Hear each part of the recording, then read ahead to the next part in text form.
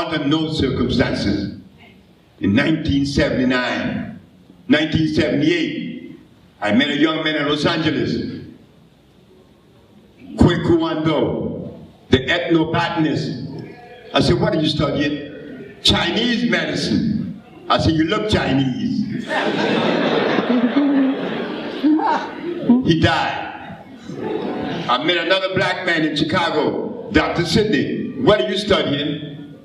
I'm studying homeopathy. You look like a British.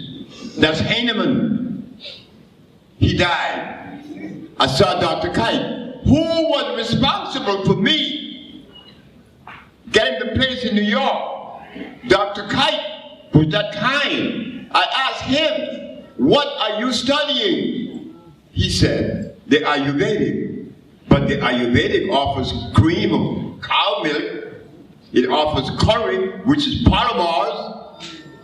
That's bad. Don't you know the 1/3 of world dialysis are Indian, Dr. Kite? Man, what kind of nonsense are you talking about, Sebi? I said, it is nonsense.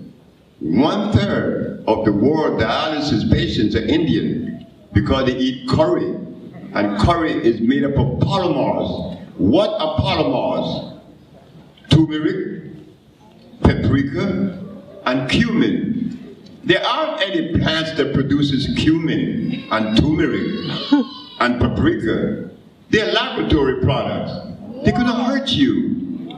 They're gonna injure you. But the Indian doesn't know that. And Dr. Kite had no idea. He wound up with a dialysis machine and died. What do I represent? The African bio-mineral balance.